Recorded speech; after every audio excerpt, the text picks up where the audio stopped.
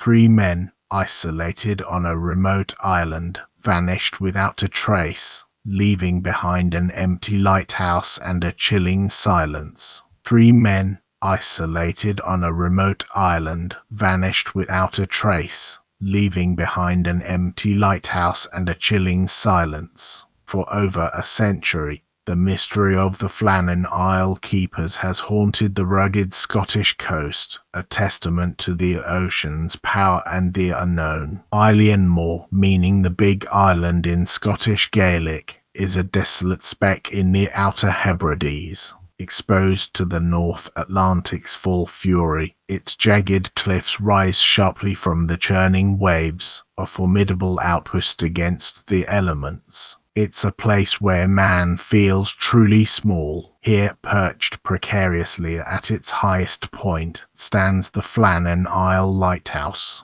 Built between 1895 and 1899, it was a beacon of hope for mariners navigating treacherous waters, its powerful light piercing the darkest storms. A crucial watch maintained by human hands.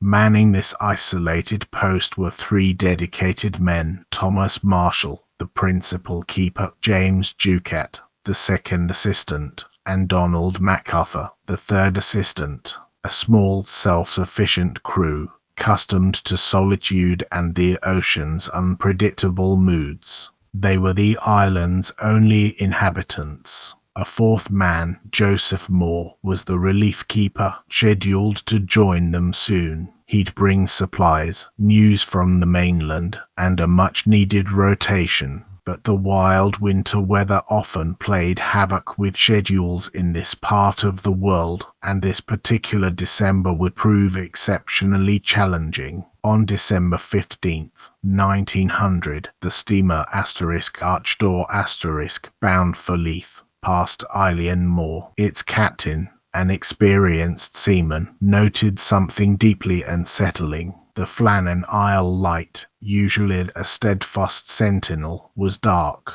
No beam pierced the inky blackness. This was highly unusual. The *Archdor* reported the alarming discovery upon reaching port. But fierce gales and heavy seas meant the relief vessel, the lighthouse tender *Hesperus*, couldn't set sail immediately. Days passed, each one adding to the growing unease. The ocean, it seemed, was determined to keep its secrets. Finally, on Boxing Day, December 26th, after an agonizing 11-day delay, the *Hesperus* reached Eilean Moor. Joseph Moore was on board, eager to relieve his colleagues. But as the ship approached, an unnatural stillness hung over the island.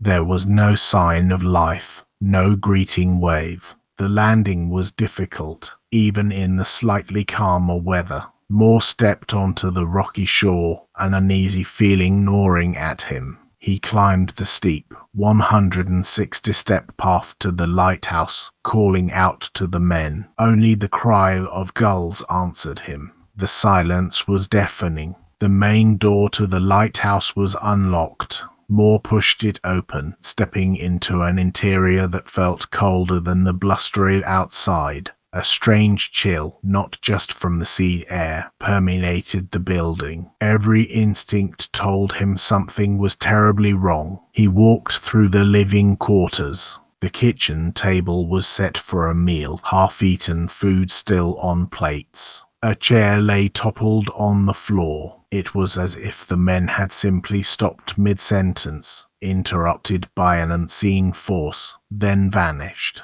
Upstairs, the beds were unmade, but not just unmade. 2 of them looked as though they hadn't been slept in at all. The third, Thomas Marshall's, bore the indent of a hasty departure.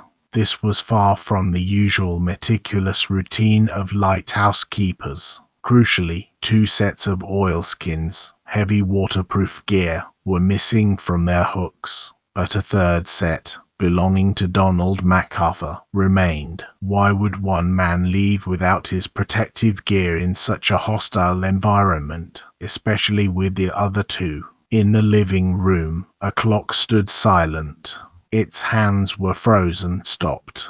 The exact time it ceased to tick isn't recorded, but its stillness added another layer to the unnerving tableau. Time itself seemed to have paused with the keeper's disappearance. Most chilling of all were the entries in the logbook. The last entry, dated December 15th, noted severe gales. Earlier entries spoke of unprecedented storms and the men's growing anxiety. The final words, often debated, seemed to describe a sudden, baffling calm after extreme weather. Moore, along with the crew of the Hesperus immediately launched a desperate search. They scoured every inch of the tiny island, every cove, every crevice, every rocky outcrop. No bodies, no debris, no signs of a struggle outside the lighthouse were ever found. The men had simply vanished into thin air. The mystery quickly reached the mainland. Robert Muirhead, superintendent of the Northern Lighthouse Board, arrived to conduct an official inquiry. He was familiar with the isolation, the dangers, and the stoic character of lighthouse keepers. Yet, even he was baffled. Muirhead meticulously documented everything. He noted the missing oilskins, the untouched food, the absence of any bodies. His report concluded that the most probable explanation involved a sudden, catastrophic wave. A rogue wave, perhaps, of immense power. Imagine a sound.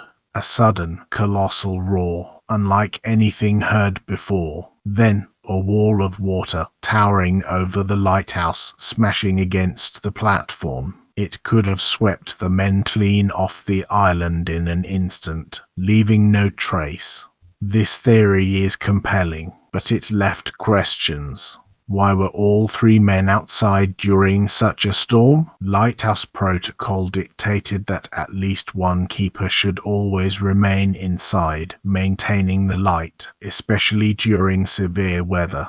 This suggested an extraordinary event. One possibility proposed was that they were securing equipment at the West Landing, a low-lying platform vulnerable to waves. A sudden wave might have hit, sweeping one man away. The other two, attempting a rescue, could have been taken by a subsequent, larger wave. This scenario also offers an explanation for MacArthur's left-behind oilskins. Perhaps he rushed out without them to help his colleagues, only to meet the same fate. A desperate, heroic, and ultimately futile act in the face of nature's raw power. But other theories emerged, delving into the psychological toll of such isolation. Could one of the men have suffered a breakdown? Imagine the slow, creeping madness that prolonged solitude and the relentless roar of the ocean might inflict on a mind. Some speculated about a quarrel, an internal conflict that escalated tragically.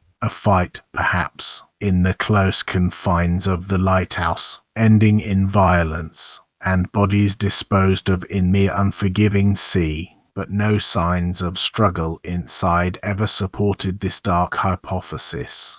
And then there are the wilder theories. Giant sea creatures, alien abductions, even ghosts. The human mind, when faced with the inexplicable, often reaches for the extraordinary. These tales, however fantastical, reflect our deep need to understand.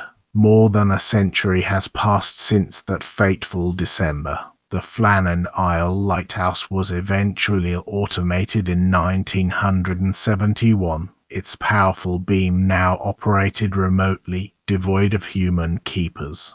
Yet, the memory of Thomas Marshall, James Ducat, and Donald MacArthur lingers. Their disappearance remains one of Scotland's most enduring maritime mysteries. No bodies were ever recovered. No definitive evidence ever emerged to truly explain what transpired on Eilean Moor. Only the vast, indifferent ocean holds the truth. It's a stark reminder of the perils faced by those who stood watch against the elements, providing safety for others. A reminder of the fragile line between man and nature, especially in the planet's most remote and unforgiving corners. The Flannan Isle mystery isn't just a historical footnote. It's a haunting tale woven into the fabric of maritime law, a source of fascination and fear. It asks us to confront the unknown and the limits of our understanding when facing the raw power of the natural world. Perhaps the truth is simpler and more terrifying than any elaborate theory. Just three men, caught unprepared by an overwhelming force, swallowed by the sea they dedicated their lives to taming. A silent, tragic end on a lonelier island. If the silent depths hold secrets you crave to uncover, join us next time as we explore another chilling disappearance from history.